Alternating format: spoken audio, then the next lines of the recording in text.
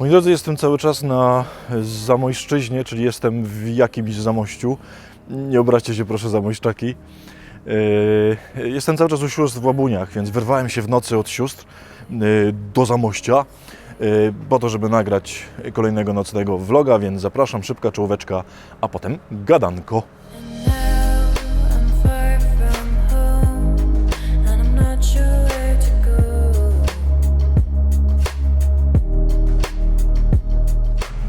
Dobry wieczór. Witam Was wszystkich bardzo serdecznie w kolejnym odcinku naszego nocnego spotykania. Moi drodzy, zanim do właściwego tematu dzisiejszego odcinka, to pozwólcie tylko na krótką historię, którą mi ostatnio opowiedziano, a która mi pokazuje, że to po prostu nasze spotkania, te nocne szczególnie, mają ogromny sens. Otóż ostatnio opowiadał mi ojciec Tomek Nowak, który jest przeorem klasztoru w Łodzi, gdzie mieszkają Dominikanie, że któregoś dnia dobijał się do domofonu klasztornego, to było chyba w jakąś niedzielę, jakiś człowiek, który po prostu dzwonił na wszystkie możliwe domofony do braci.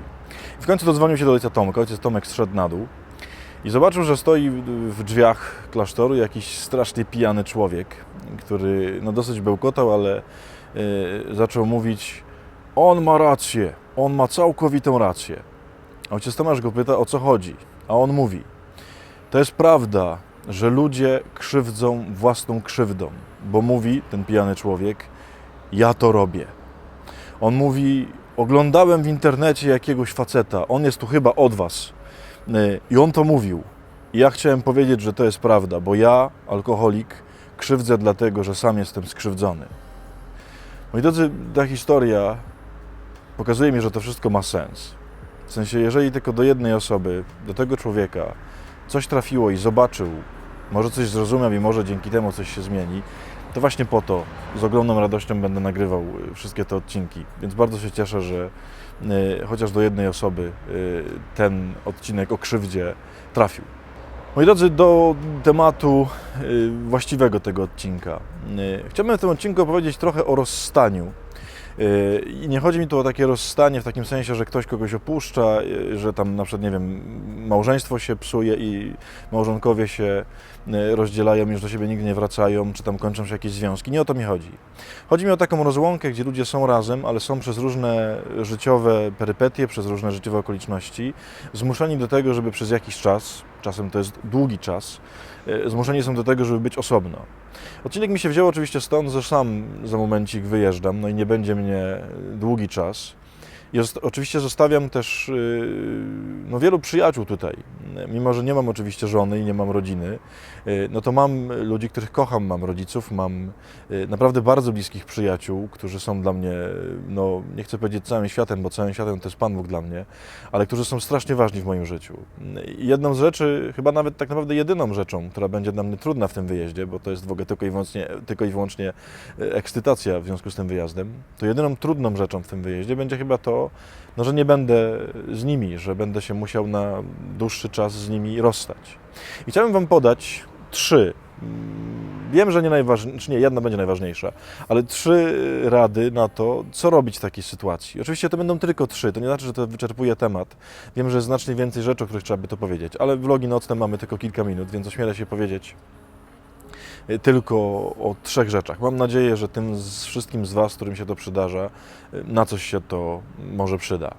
Otóż, moi drodzy, dla wszystkich tych, którzy kogoś kochają, którzy są z kimś blisko i ta osoba musiała gdzieś wyjechać za pracą, nie wiem, za rodziną w takim sensie, bo gdzieś jest inna jakaś rodzina, w sensie bliska rodzina tego kogoś i on się musi nią zająć, czy z jakiegokolwiek innego powodu i Ty miesiącami, albo niestety czasem latami czekasz na tego kogoś. Jesteście w związku, jesteście w miłości, jesteście w przyjaźni, ale nie ma tego kogoś. Pierwsza rzecz, myślę, którą bardzo warto robić, ja wiem, że czasem się jej nie da zrobić, ale trzeba dążyć do tego, żeby ją zrobić. To jest ustalić, kiedy się znowu spotkacie. Wiem, że są takie wypadki, kiedy nie da się tego zrobić, ale moi drodzy, zazwyczaj się da. Nie róbcie nigdy czegoś takiego, że na przykład jeżeli mąż wyjeżdża za pracą, bo rzeczywiście potrzeba pojechać, bo rodzina jest w trudnej sytuacji i on wyjeżdża za granicę za pracą i tak mówicie: zobaczymy, trochę tam pobędziesz, zobaczymy, jak się sytuacja rozwinie i kiedyś wrócisz. To jest bardzo złe wyjście. Moi drodzy, znacznie lepiej się znosi rozłąkę, kiedy się wie, na co się czeka. Ustalcie nawet długi okres, nie wiem, rok, 2 lata, 3 lata, w ogóle to nie więcej, kiedy trzeba się rozstać. W ogóle oczywiście najlepiej to się nie rozstawajcie, ale jeżeli tak już trzeba, bo inaczej się nie da, ustalcie bardzo konkretną datę, dlatego żebyście mieli na co czekać. Kochani, nie ma nic gorszego niż takie zawieszenie w próżni. Trzeba wiedzieć, na co się czeka. I oczywiście może się wydarzyć, że potem po upłynięciu tego czasu okaże się, musimy go jeszcze przedłużyć. Ale niech to nie będzie czekanie nie wiadomo na co i nie w nieskończoność, tylko czekanie na określoną datę. To jest w ogóle w pewnym momencie bardzo piękne, kiedy ta data się zbliża i człowiek zaczyna odliczać, że ten ktoś wróci. To może jeszcze bardziej spotęgować miłość i tęsknotę. Więc po pierwsze, jeżeli się musicie rozstać, to proszę Was, ustalcie datę, kiedy znowu się zejdziecie, kiedy znowu będziecie razem, kiedy znowu powróci jedno do drugiego. Druga rzecz będzie oczywiście banalna, ale moi drodzy, trzeba sobie, będąc na odległość, spróbować dać całkowity dostęp do swojego życia. O co mi chodzi? Żeby na bieżąco być z tym wszystkim, co się u Was dzieje, tam gdzie jesteście i w tym, co się dzieje w Waszym życiu. Jest takie niebezpieczeństwo niestety, że na przykład kiedy się dzieje w życiu coś niezbyt dobrego, to czasem ludzie mają takie coś, że to może nie będę mówił tej drugiej stronie, co się dzieje, no bo będzie się martwiła tam. Uwaga, ma prawo się martwić i ma prawo wiedzieć.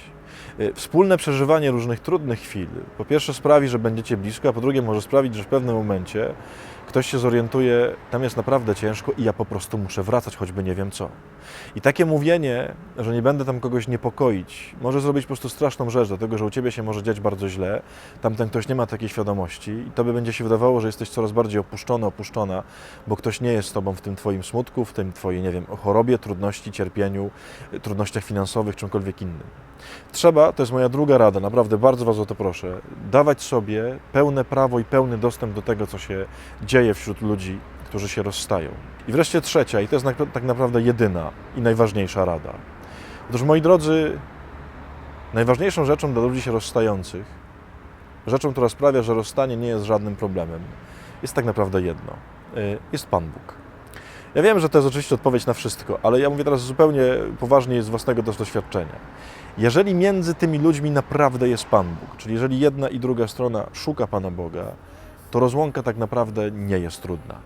W takim sensie emocjonalnie może być trudna. Nie ma tego kogoś blisko mnie, nie mogę na niego patrzeć, nie mogę do niego normalnie mówić, są tylko różne tam multimedialne środki rozmowy, ale jeżeli łączy Was Pan Bóg i łączy Was rzeczywista zażyłość z Jego sercem, to moi drodzy, tego ci z Was, którzy niestety z Panem Bogiem nie zrozumieją, ale ci, którzy są, zrozumieją, to Pan Bóg potrafi ludzi tak połączyć na odległość i to złączenie w sercu Pana Jezusa może być tak niesamowite, że de facto to nie jest żadna rozłąka. Ja chociaż powiedziałem na początku, że oczywiście będzie mi trochę smutno i żal, że zostawiam różnych ludzi i różnych przyjaciół tutaj w Polsce i nie będę się z nimi pewnie przez długi czas widział. Nie będę widział moich braci kochanych z Łodzi, nie będę widział moich rodziców, nie będę widział przez ileś tam miesięcy moich przyjaciół bardzo bliskich, których bardzo kocham. To tak naprawdę z tymi spośród nich, którzy są bardzo blisko Pana Boga, to ta rozłąka mnie w ogóle nie boli, bo ja wiem, że my i tak będziemy w sercu Pana Jezusa. I tak jak mówię, jeżeli ktoś nie zna tej bliskości z Panem Jezusem, to trochę nie wie, o czym mówię. I dlatego tak warto tego poszukać. Kochani, nie przetrwacie prawdopodobnie rozłąki, szczególnie bardzo długiej rozłąki, bez Pana Boga, który Was zwiąże. Dlatego, że On jest największym spoiwem między ludźmi. Jak Jego poszukacie i jak Jego wpuścicie w tą rozłąkę, to będzie czas trudny emocjonalnie, to jasne. Tęskniący, to jasne, ale tak naprawdę nie dewastujący, nie niszczący, a mogący sprawić jeszcze większą miłość między ludźmi, bo obudzi cudowną i wspaniałą tęsknotę. Więc bardzo Wam polecam zbudowanie Pana Boga między sobą. Wtedy możecie się rozstawać, ile tego chcecie. Oczywiście żart, bo nie rozstawajcie się, ale kiedy to będzie konieczne, to nie będzie takie straszne, jak się wydaje. Moi drodzy, ja wiem, że to są tylko takie 3 proste, te 2 pierwsze może w ogóle jakieś takie oczywiste i trochę głupie i żadne rady. Ale myślę, że warto o tym pamiętać, dlatego że rozstania mogą być dewastujące i rozstania mogą zabić przyjaźnie i miłości, które zostały stworzone, jeżeli się o nie nie zadba. Myślę, że te 3 rzeczy, szczególnie ta ostatnia oczywiście, sprawiają, że każde rozstanie może być w ogóle pogłębieniem związku. Dlatego ja, mimo że z Wami się już za momencik, już za parę dni, tak naprawdę, parę tygodni, z Wami się rozstaję tak fizycznie i nie będziemy się spotykać w Polsce, tak naprawdę, jeżeli jesteście w Bogu i ja w Nim będę, to będziemy cały czas razem. I dlatego będzie mi trochę przykro, ale tak naprawdę nie będzie mi przykro, bo wcale się z Wami nie rozstanę. I myślę, że tak warto na to wszystko po prostu patrzeć.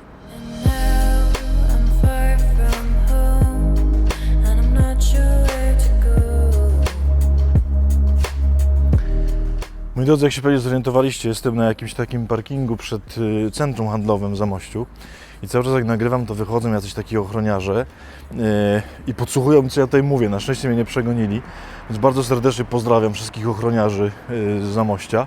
I to jest w ogóle ciekawe, bo ja prawie w każdym tym miejscu w nocy spotykam jakichś ochroniarzy, którzy słuchają tych odcinków. Może to w ogóle o to chodzi, żeby się słuchali. No, więc miejmy nadzieję, że to Pan Bóg ma w tym jakiś pomysł. Pozdrawiam, dobrej nocy, do zobaczenia za tydzień. Pa!